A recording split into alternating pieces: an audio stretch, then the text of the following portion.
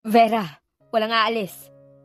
Maotoridad na sabi niya habang nakahiga sa kama at may bandage ang hita niya dahil may tama ng bala. Di ba sinabi ko sa'yo, delikado pa sa ngayong lumabas tayo. Paano kung balikan ka ng tauhan ni Tim? At ikaw pa ang pagbunto na ng galit nila sa akin. Napabuga ako ng hangin. Pero kailangan kong puntahan si Alden sa school. Nag-aalala ako sa bata at baka mapano siya. Vera, hayaan mo na lang si Ramos mag-asikaso kay Alden. Ayoko mapahamak ka na ako ang dahilan. Dahil hindi kaya ng konsensya ko kung may mangyari sa'yo. Dito ka lang sa bahay. Pero, wag mo akong galitin, Vera. Makakatikim ka sa akin. Kahit may sugat ako, hindi ako magdadalawang isip na parusahan ka. Wag mo nga akong tingnan ng ganyan. Baka ano magawa ko sa'yo. Lumabas ka muna at magpapahinga ko. Sarili mo lang ang iniisip mo, Damian. What's your word, Vera? Leave me alone now. Bahala ka sa buhay mo. Lumabas ako ng kwarto niya at tumingin ako sa labas ng bahay pero wala pang sasakyan ng isa sa mga tauhan ni Damian. Sana kaya sila at hindi mapalagay ang loob ko dito sa bahay. Adrian, saan ang susi ng sasakyan mo? Tanong ko sa kanya. Pero ma'am, utos ni boss, bawal kayo umalis. Yun ang mahigpit na sabi niya sa amin. I don't care, Adrian. Sa sinasabi ng boss mo. Akin ang susi ng sasakyan mo at alis ako. Bawal talaga, ma'am. Ang tigas ng ulo mo, Vera. Pinagpipilitan mo pa rin ang kagustuhan mong umalis. Saad ni Damian at paika-ika siyang lumakad papunta sa sofa. Where's your phone? Bakit? Umikting ang panga niya. Basta, tatawagan ko ang bodyguard mo. Tatanungin ko lang sa kanya kung okay lang si Alden sa school. Ang kulit mo rin talaga, Vera. Umupo ka muna, tatawagan ko si Ramos kung nasa school pa sila. Bilisan mo na at nag-aalala ako sa bata. Kung makarya ka naman, mas daig mo pa ang totoong ina ni Alden. Dahil mahal na mahal ko ang pamangkin ko, Damian. Kung wala kang pakialam sa bata, ako meron. May pakialam ako sa anak ni Kuya, kaya nga pinipili kong protektahan siya. Pero masyado kang overacting dyan. Nakatingin lang ang ibang tauhan ni Damian dahil nagtatalo naman kaming dalawa. May dumarating ng sasakyan at natanong ko sa labas. Baka sasakyan na yun ni Ramos. Huminto ang kotse at si Ramos nga paparating at si Alden. Tumakbo ako palabas sa bahay at sinalubong si Alden. Niyakap ko siya ng mahigpit. Tita, ang higpit po ng yakap niyo sa akin. Namiss lang kita, Alden. Kumusta ang pag-aaral mo? That's good, tita. Tita, sa susunod na po ang family day. At excited na ako sa araw na yon kasama ka at si Tito Damian. Lumingon ako sa loob ng bahay at nakita ko si Damian nakatingin sa aming dalawa. Ganun ba? Halika na, kumain ka na at masarap ang ulam na niluto ko para sa'yo. Wow, talaga, Tita Vera? Oo naman. Ramos, kumusta ang pinapagawa ko sa'yo? Okay na, boss. Saan ang location ng taong may atraso sa akin kahapon? Kinuha ko ang armas ko. 187, Block 2, Australia Highway Subdivision, San Rafael, boss. May mga tao tayo nagmamasid sa bahay at may namataan silang tauhan doon ni Tim. Ihanda mo ang kotse at alis tayo. Yes, boss. Agad siyang umalis sa harapan ko. Hinawakan ko ang armas ko at sinukso ko ito sa bag. Lumabas ako ng kwarto at habang pababa ako sa hagdan ay nakatingin sa akin si Vera. What do you want, Vera? Saan ka pupunta? It's none of your business. Hindi kita asawa, kaya wala kang karapatang tanungin ako ng ganyan. Oo nga, hindi mo ako asawa. Pero naisip mo ba ang pwede mangyari, Damian? What do you mean? Narinig ko lahat ng usapan niyo ni Vincent at pupuntahan mo yung may atraso sa'yo kahapon. Para maghigante? Sa tingin mo ba, anong ginagawa mo? Kung tatapusin mo yung taong yun, parang wala ka ng pinagkaiba sa mga taong yun. Nung pinigilan mo ako umalis para protektahan ako, natuwa pa ako sa'yo. Pero ngayon sa ginagawa mo, nawala ng paghanga ko sa iyo, Damian. Hindi mo alam kung ano naghihintay sa'yo doon. At hindi mo alam kung may mga patibong pala sila na nakahanda para sa inyo. At iniisip mo ba yun? Nadadala ka na naman sa init ang ulo mo. At hindi naman nakakabawas sa pagkalalaki ang hindi paghiganti sa kanila. Natauhan ako bigla. Look at my leg, Vera. Sa tingin mo ba, papalagpasin ko ang ginawa nila sa akin? Akin ang armas mo, Damian. Bakit ko ibibigay sa'yo? Huwag kang humawak ng ganito. Delikado ang ganito. Basta ibigay mo sa akin. At kung hindi, magagalit talaga ako sa'yo. Tinatakot niya ba ako? Tita Vera, Tito Damian, nag-aaway na naman po ba kayong dalawa? Alden, narinig ko po kayo nagtalo eh. Akala ko po ba okay na kayong dalawa ni Tito Damian? Tita, inaaway ka ba niya? Naluluhang tanong ni Alden. Hindi, Alden. Meron lang misunderstanding sa aming dalawa. At maaayos naman namin to. Everything's going to be okay. Pinunasan niya ang pisngi nito. Tumingin siya sa akin. Manang, dalhin mo si Alden sa kwarto at may pag-uusapan kami ni Vera. Sige po, sir. Halika na, Alden. May pag-uusapan ng tita at tito mo. Ano pag-uusapan nating dalawa? Kinokontra mo ba ako sa lahat ng ginagawa ko, Vera? Aray, ang sakit.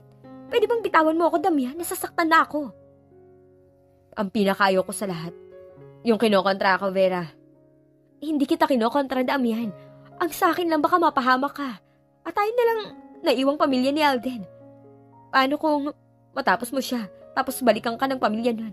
Anong gagawin mo, Aber? Hindi mo pa ako masyadong kilala, Vera. At wala akong laban na hindi naatrasan. Pwede ba? Ikalma mo yung galit mo sa taong yun. Siguro nga at sana iniisip mo ng mabuti bago ka padalos-dalos sa mga desisyon mo. Sayang lang palang laway ko kausapin ka kung hindi ka makikinig sa akin, Damian. She's going upstairs and she's mad at me. Hinilot ko ang sentido ko. Ramos, hindi na tayo aalis. Bigyan mo ako ng alak. Oh, bakit boss? Pinagalitan na naman kayo ni Ma'am Vera? Bigyan mo na lang ako ng alak. Okay boss. Uminom ako ng uminom at pinaglalaroan ko ang ice cube sa loob ng baso. Ang dami ko nang nainom pero magulo pa rin ang isip ko. Kailangan kong hanapin si Kuya Nico at masyado nang nag-aalala sa kanya si Dad. Wala akong idea kung saan ako magsisimula, kung saan siya hanapin sa Pilipinas. Gumagalaw na rin ang mga tauhan ko para hanapin ang lalaking yun. Irresponsableng ama kay Alden. Humiga ako sa sofa at pumikit ako. Damian, gumising ka nga dyan. Maraming lamok dito.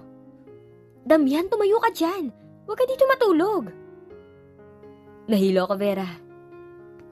Kaya ka nahilo dahil lasing ka. Hard pala ang alak na iniinom mo. Pwede ba dito ka muna sa tabi ko, Vera? Malalim na ang gabi. Damian, matutulog ako sa tabi ni Alden. Please. Hoy, bakit ganyan ka tumingin? May binabala kang masama, ano? Umarko ang kilay niya. Pumikit ako at bigla ko siyang hinalikan sa labi. Vera. Ano ba, Damian? Anong naisip mo? Ninakawan mo ako ng halik. She swiped the lips. Hindi siya marunong humalik kasi nang halikan ko siya.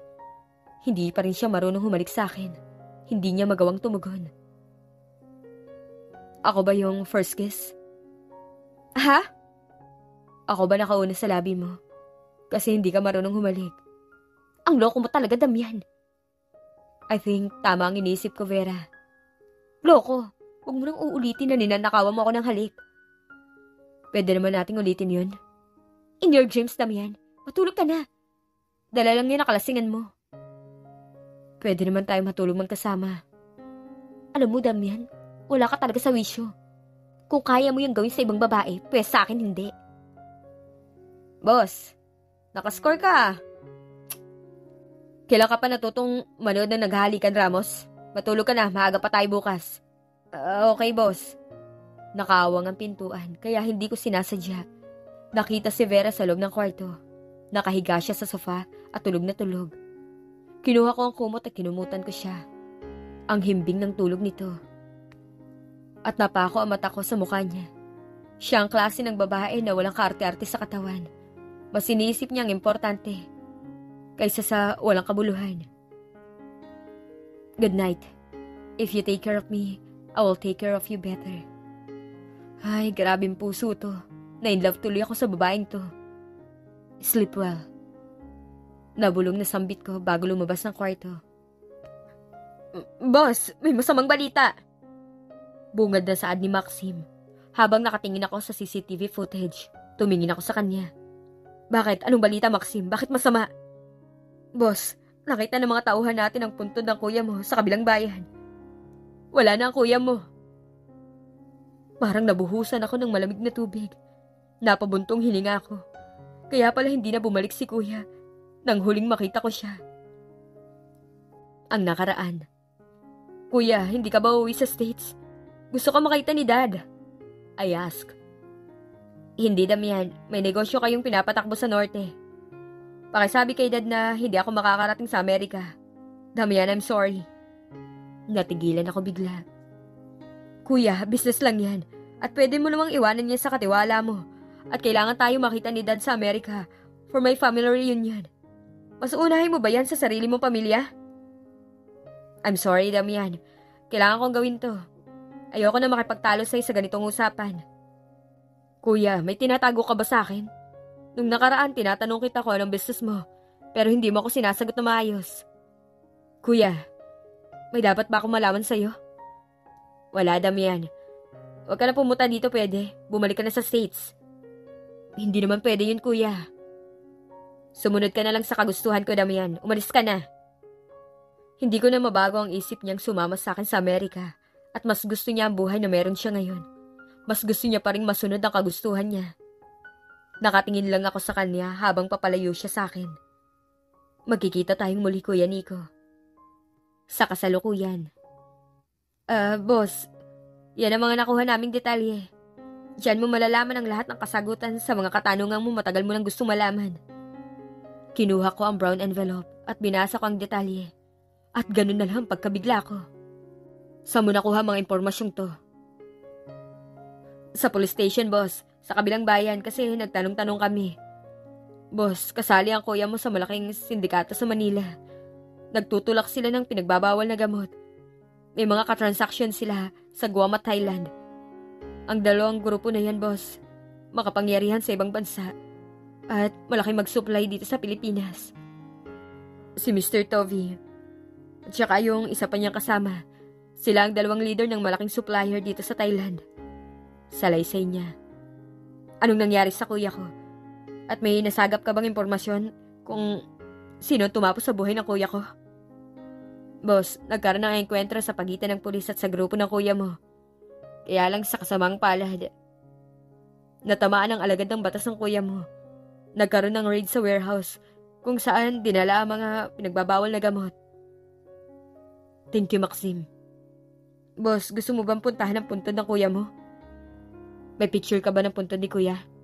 Meron, boss. Pasa mo mamaya sa akin. Tito Damian? Sige na, Maxim. Iwanan mo na kami. Sige, boss. Alden, may kailangan ka ba? How's your school yesterday?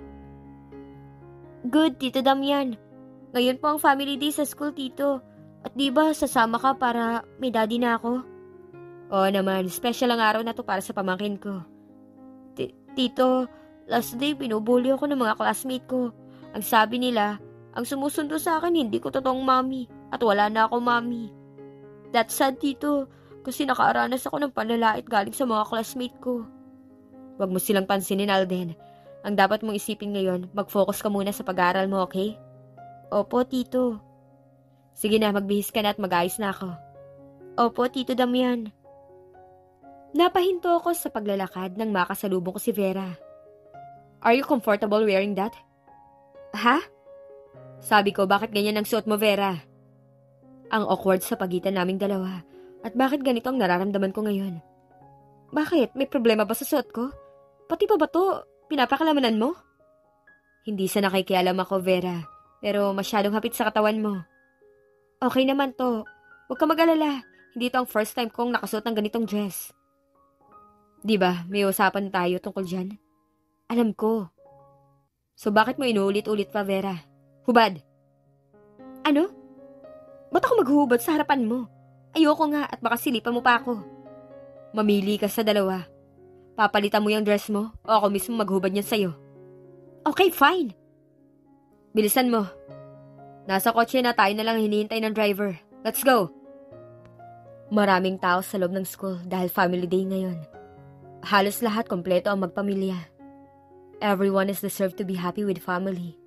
That family day. Habang iniisip kong sinapit ni Kuya, halos nadudurog ang puso ko. Hindi deserve ni Alden ang ganitong klaseng pamilya.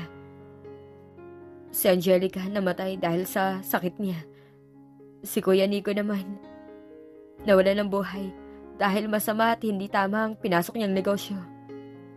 Tito Damian, dito po may upuan. Tinuro niya ang bakanting upuan. Thank you, Alden. Nakita ko si Vera may kausap na lalaki sa harap ng stage at masaya sila habang nag-uusap. Sino kaya lalaking yan? Alden! Siya bang daddy mo? Tanong ng may singkit na mata at may matangos sa ilong. Hindi, Jibs. He's my Tito Damian. Oh, where's your biological dad? Di ba family day ngayon? Pero tito mo kasama mo.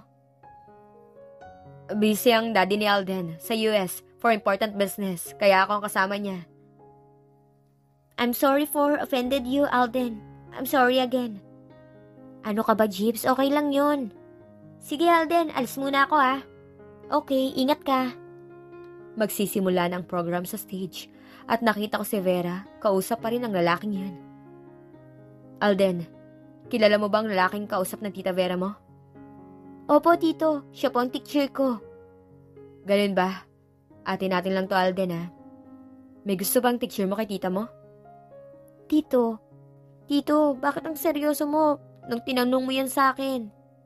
Wala, bakit? Masama ba magtanong? Uy, si Tito may gusto kay Tita Vera. Pero para sa akin, Tito, bagay na bagay kayo ni Tita Vera. Gwapo ka at astig. May tattoo sa braso. Si Tita, maganda at mabait tulad ni Mommy. Maalaga sa akin at mahal na mahal niya ako. Dahil hindi niya ako pinapabayaan, lalo na sa pag-aaral ko. Masayang sabi niya. FYI, wala akong gusto sa tita mo. She's not my cuddle type. Depensang sabi ko sa kanya. Pero bakit ganito ang nararamdaman ko tuwing may lumalapit sa kanyang lalaki? Selos na selos ako nang walang dahilan. I hate that feelings. Nagsinungaling naman ako sa bata. Sa una lang yan, Tito. Pero habang nakakasama mo si tita ng matagalan, matututunan mo siyang magustuhan na hindi mo alam kung paano at bakit. Ginulo ko ang buhok niya. Ang bata mo pa, Alden, pero ang dami mo nang alam. That's obvious, Tito. You like her. Sa tingin mo pa lang sa kanya, Tito, may gusto ka na sa kanya. Uy, si Tito, may gusto kay Tita Vera ko. Itiko mo yung bibig mo, Alden. Marinig tayo ng Tita Vera mo. Na-stress ako sa bata. Tito, huwag ka na kasi magsinungaling sa akin. Magsinungaling ka na lang sa bulag, huwag sa akin, Tito. Ang lakas kaya ng instinct ko na may gusto ka kay tita. Ewan ko sa'yo. Wala nga akong gusto sa kanya. Parang hindi ko nakita kagabi, Tito, Ang ano, Alden? Natigilan ako bigla. He saw I kissed her last night. Pumasok ka sa kwarto namin ni Tita Vera. She's sleeping at sofa. Kinumutan mo siya, sabay hinalikan mo siya sa pisngi. Ano palang ibig sabihin ng Tito Damian? Nakita mo? As in, baka naman binubiro mo ako. I'm not kidding you, Tito Damian. Masama kayo magsinungaling, kaya aminin mo na. Wala namang masama po. Kung sa akin lang, gusto ko po kayo magkatuluyan ni tita. At ayaw ko ng sino-sinong lalaki maliligaw sa tita ko. Tito, ligawan mo kaya si tita. Huwag na kayo mag-away at palagi ko kayo nakikitang nagtatalo po. Hindi kami nag-aaway ng tita mo. Sadyang matigas lang ang ulo niya. Kaya minsan, hindi kami magkasundo sa mga bagay-bagay. Oh, talaga, Tito? Ligawan mo si tita para may boyfriend na siya, please. Hindi naman madaling gawin yun, Alden. Pero madali lang sa'yong halikan si tita. Nakaw na halik ang ginawa ko. Kahit na po, may gusto ko sa kanya pero tinatago mo lang. Pinipilit mo lang na huwag sabihin sa akin. Huwag mo nang intindihin yon. At magsisimula ng program. Tumingin ka sa stage, Alden. Alden, okay ka lang ba? Gusto mo ng biskwit at bibigyan kita? I'm full, tita. Sige po. Puntahan ko po muna mga classmate ko. Sige, mag-ingat ka ha. Mukhang masaya kayo nag-uusap ng teacher ni Alden. Wala ka na dun. Bakit? Masama bang tanungin ka ng ganun, Vera? Para sa akin, oo. Kasi nahihimasok ka sa personal na buhay ko. Ano pa ba sa tingin mo, Damian? Hindi ako nang hihimasok sa buhay mo. Nagtatanong lang ako. Himala ha. Simula nang tumira ako sa board mong rancho, wala ka nang dinadalang babae doon. Nag-isip ka ba? Hindi hotel ang rancho ko. Para daling kahit sino-sinong babae.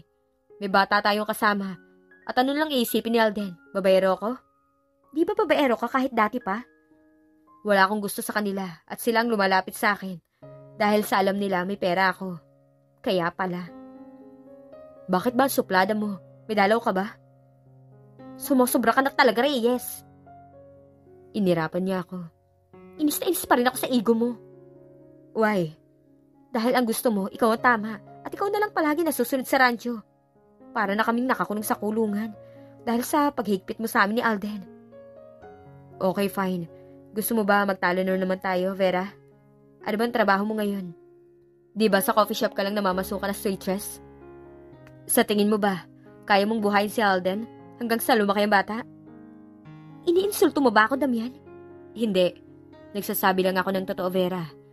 Tingnan mo nga, pinasok mo sa ganitong school ang bata at nakakaranas siya na binubuli siya.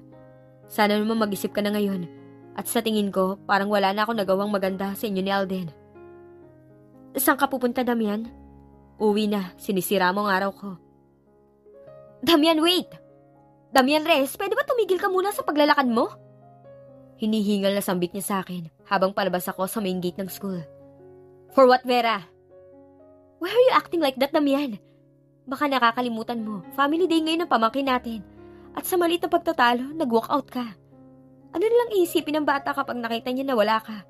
At tayong dalawa na lang ang inaasahan niya dito. Ikaw at ako na lang ang tumatayong magulang niya. Patay na si Kuya Nico. Napaawang ang bibig niya. Ano? Patay na si Kuya Nico at paano, Damian? 2 taon nang lumipas, wala na si Kuya. Sumali siya sa malaking grupo sa kabilang bayan. Nagtutulak ng bawal na gamot.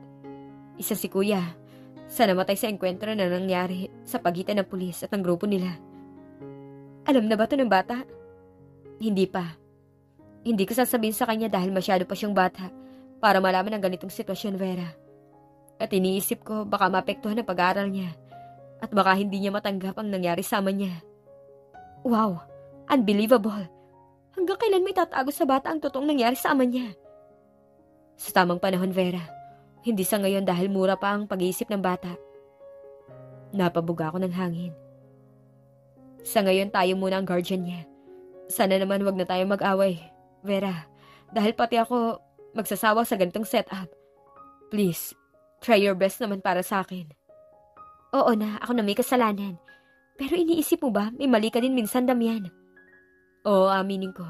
Wala akong puso, arugante, makasarili. Pero lahat ng yun, pwede kong baguhin sa sarili ko, Vera. Baka nadala lang ako ng emosyon ko minsan. Marami akong insecurity sa katawan. Hanggang kailan ka ba ganyan, Damian? Kapag may nasaktan ka ng tao dahil sa ugali mo? Sinusubukan ko magbago, Vera. Pero sa tingin ko, parang hindi mo nakikita ang good sides ko. Sa mga mata mo, palagi nakikita mo ang bad sides ko. Hindi naman sa ganun, pero... Ano, Vera? Basta, pwede ba, huwag ka na umalis at hanapin tayo ni Alden sa loob. Bumalik ka na dun, Damian. Magsisimula ng program. Okay, sige. May naamoy akong nasunog na ewan ko ba kung ano yon. Pumunta ako sa kusina at nakita kong umuusok ang kawali at ang lakas ng apoy kaya pinatay ko agad ang kalan. Sunog na pinaritong itlog. Nakalimutan ko kasi. Natigilan ako, pumasok si Damian sa kusina at may suot ni apron. Ang isang Damian Reyes, nakasuot ng apron at hindi bagay. What's funny, Vera? Hindi ako tumatawa, Damian. Ano ba yung niluto mo, sunog na pinritong itlog? At ang kawali na gamit mo, maitim ang mantika. What are you doing, Damian? I just wanted to try how to cook. One side up egg. Hindi ko akalain na sunog pala lahat ng niluto ko. Sayang. Malakas kasi ang apoy mo, kaya natural masunog talaga yan. Ganun ba yun? Oo. Ano sa palagay mo? Ano ba naisipan mo't nagluluto ka ngayon? Wala lang. Na-bored kasi ako sa taas. By the way, wala naman akong ginagawa kaya naisipan ko magluto ng breakfast. Sunog ang niluto mo at nagsasayang ka lang, Damian. Ang kalat sa kusina dahil gawa niya. Kinuha ko ang mga sunog na itlog at tinapon ko yun sa basurahan. Kinuha ko ang kawali na ginamit niya at nilagay ko yun sa lababo. Kinuha ko ang malinis na non-stick pan. Kumuha ako ng itlog sa refrigerator. Binuksan ko ang kalan at nakatingin lang siya sa akin habang ginagawa ko ang tamang pagluluto. Una, kailangan mahina ang apoy mo. Makinig ka mabuti, Damian. Para naman sa'yo itong tinuturo ko eh. Gusto mo ba talagang matutong magluto ng basic breakfast? Like egg? Oo naman.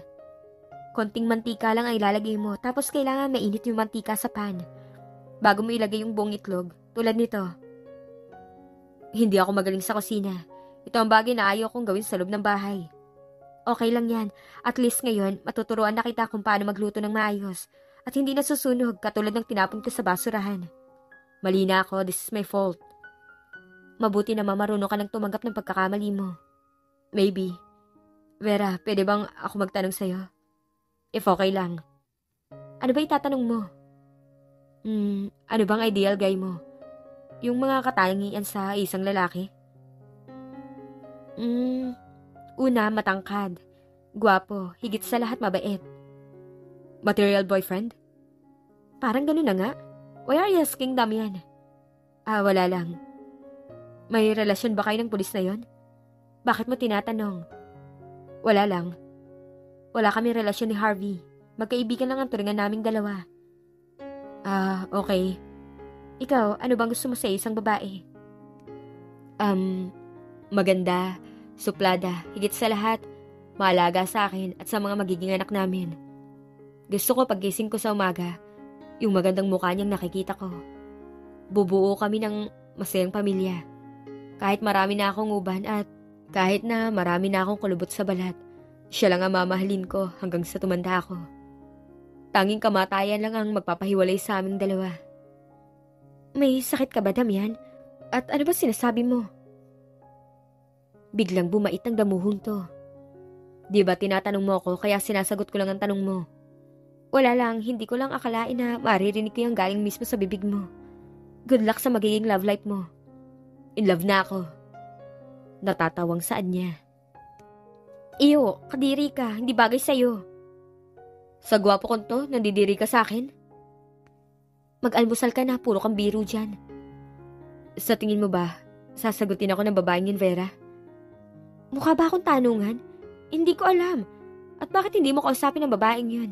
Para alam mo ang kasagutan sa mga katanungan mo. Mukhang suplada kasi ang babaeng yun, kaya ang awkward sa akin. Tsaka na kapag may lakas na ako ng loob sabihin sa kanya na gusto ko talaga siya. Aniya. Busy ang tatlo sa pagbibilliards habang sinasargo ang 3 bolang natitira. Umupo ako sa sofa at nakatingin sa kanila. Damian, mabuti nakapasyal ka dito. Saad ni Troy habang binubuksan ang beer sa can. Bored ako sa rancho. Bored? Ang sabi ni Lex may babae kang binabahay doon. Girlfriend mo ba yon? Interesadong tanong niya. Ang bilis naman ng balita na may binabahay ako sa rancho. Totoo ba yun, pre? Tita yun ni Alden, kaya nandun siya sa rancho para alagaan ang pamangkin ko. Oh, talaga? Hi, Damian, she said. Kilala mo ba ako? I'm Stacy. Tumabi siya sa akin. Naiirita ako sa babaeng papansin at malandi. Ayoko talaga sa lahat ng babaeng madaling ikama. Alis! What? Umalis ka sa tabi ko. Kung ayaw mong kalad ka rin kita palabas dito. Suplado! Hey, Damian, anong nangyari sa'yo? Si Stacy yun, bakit mo pinalis? Mas mabuting ang pinalis ko. Nakakairitang may babae sa tabi ko. Anong nangyari sa'yo? Hindi ka naman ganyan dati ah. Good boy na ako, pre. Oh, di nga. Bakit ba ganyan kayo makatingin sa akin? Hindi big deal yun, pre. Really? Are you good boy, pre? Oo nga, paulit-ulit ka. Baka may sakit ka lang, pare, kaya nasabi mo yan. Natawang sabi ni Troy. In love na kaibigan nyo. Di nga, sinong babae naman yan, bro? Maganda ba? Oh, maganda sa paningin ko. Ewan ko sa paningin nyo kung maganda ba siya sa inyo. May picture ka, pre? Wala. Bakit ba interesado kayo malaman? Hindi ko ipapakilala sa inyo dahil baka agawin niyo sa akin. Nakita niyo ba tong armas ko? Tatama to. Sa katawan niyo mismo ha, kapag inagaw niyo siya sa akin. At kilala ko ang mga modus niyo. Nakakatakot pala agawan ng isang Damian Reyes. Kabahan ka na, pre. Ikaw ang mahilig magsulot sa atin dito. Baka ikaw. Basta, makikilala niyo siya kapag kami na. Baka naman may love life na si Damian pero ako wala pa. Torpe ka kasi, pre. Anong nagustuhan mo sa kanya, pre? Di ba sabi mo sa amin, hindi ka magseseryoso ng babae? Bakit nga ba? Mabait siya, maalagang babae, at sa kanya ng lahat. Ang dami yung tanong basta in love na ako at minabaliw ng babaeng yun ang puso ko. Nako po, sana all talaga. E di kayo nang mayroong love life. Inggit ka lang, maghanap ka na kaya. Nagtawanan silang lahat, mga baliw. Mga siraulo talaga itong mga kaibigan ko. Napabuntong hininga na lang ako. Hi, Damian! What do you want? Suplado mo naman. O, suplado ako sa taong nagpapapansin sa akin. So answer me, what do you want? I want to join with you. May mga drinks akong dala. No thanks. Why? Leave me alone. Okay, fine.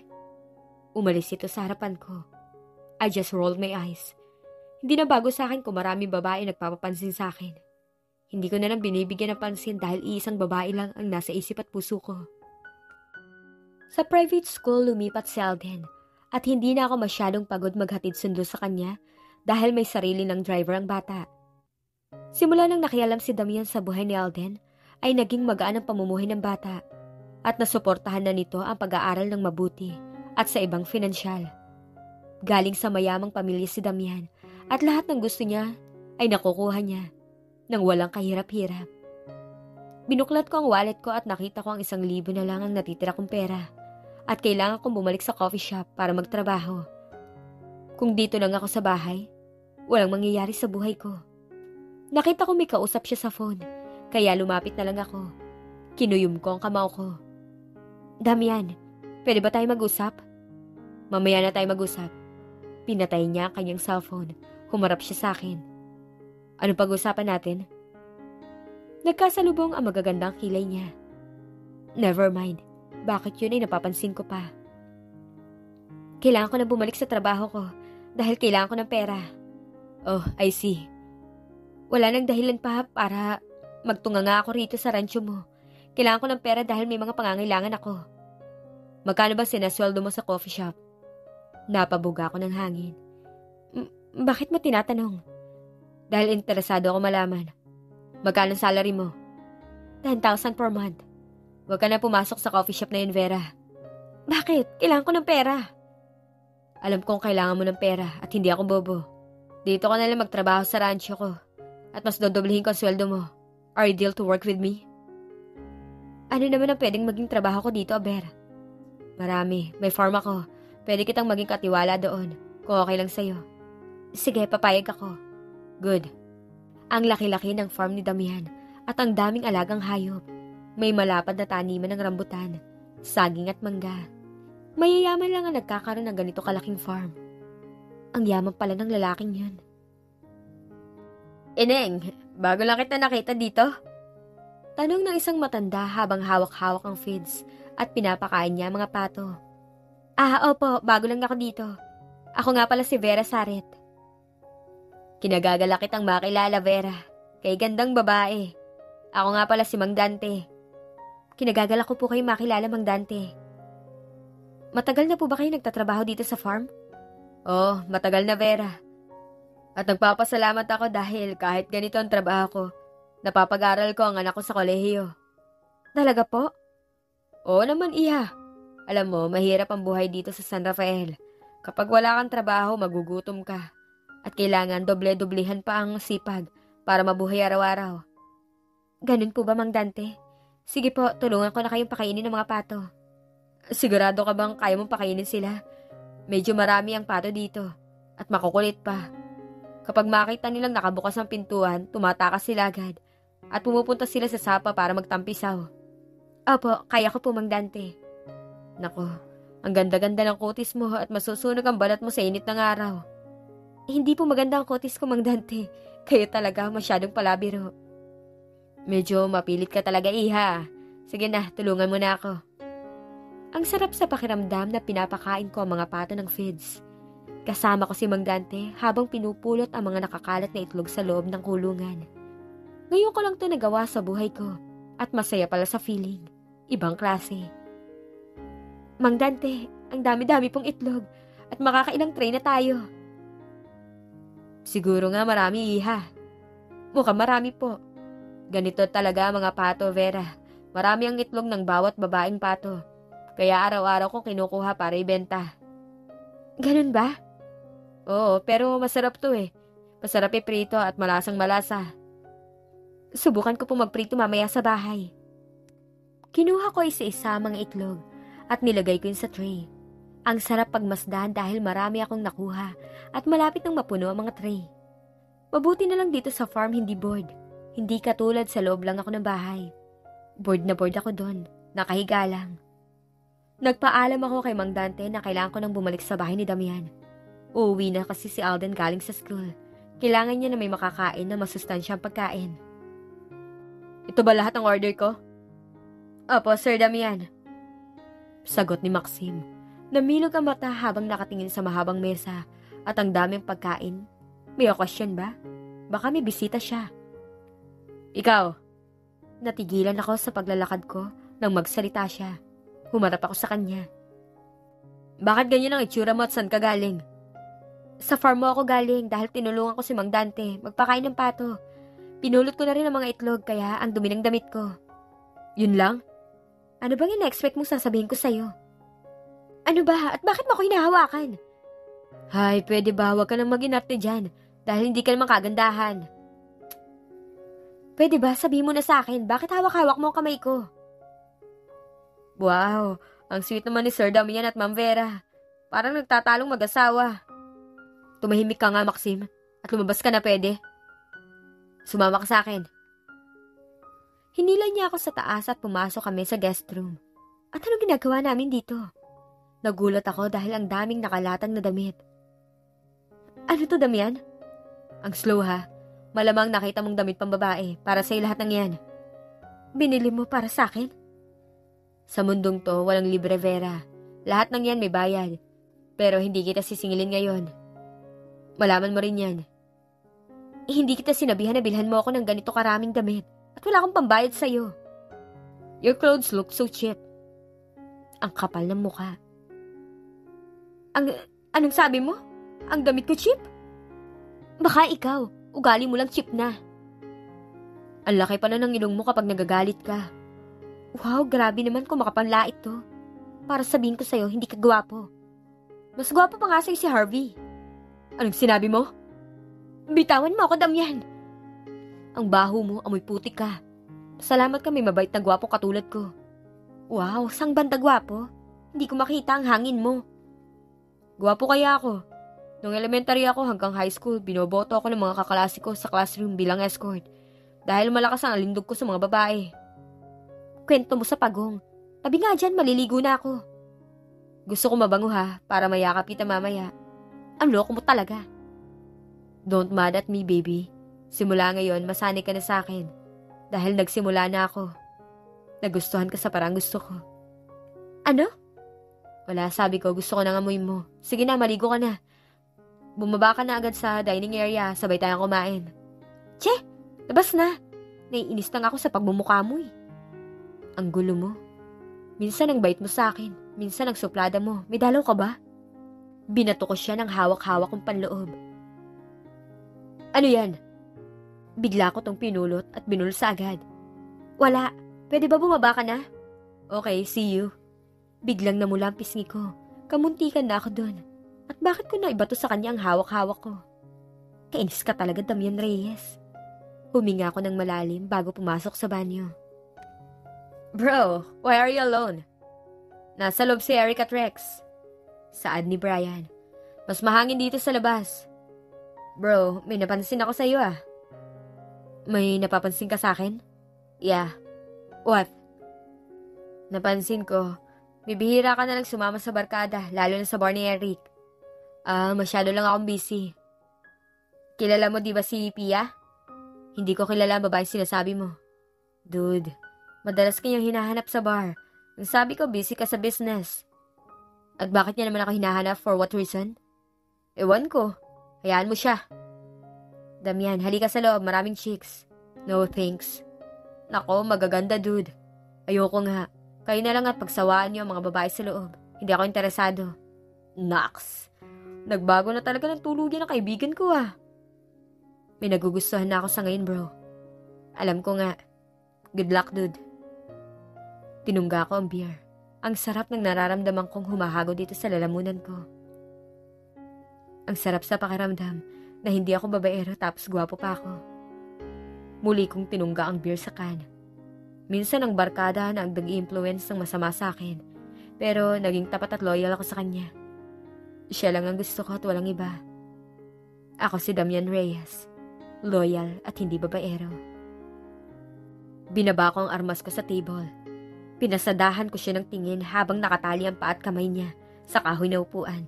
Inalis ko ang nakatakip sa mata niya. Gising! Tinapik ko ang mukha niya.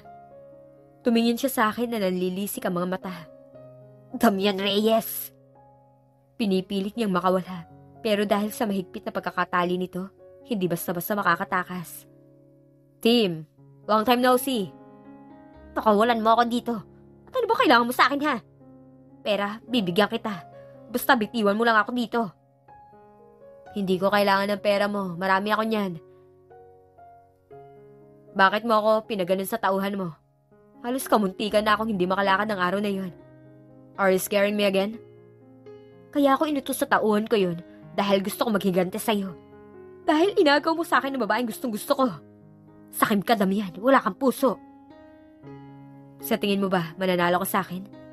Nung high school pa lang tayo, alam ko na sa sarili ko na mas malakas ako sa'yo. Napakayabang mo talaga.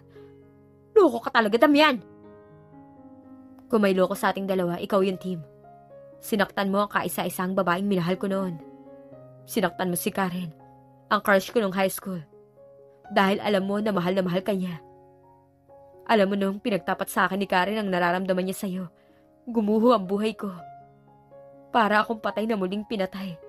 Inggit na inggit ako sa'yo noon. Dahil mas pinili ka niya kaysa sa akin. Pero anong ginawa mo? Sinaktan mo siya, kaya pumunta siya sa Amerika para makalimot. Tinulak ko siya. Anong magagawa ko na ikaw ang pinili niya na imbis ako? Kaya gumaganti ka sa akin. Ibang klase ka rin, Damian. Are you immature? Yeah.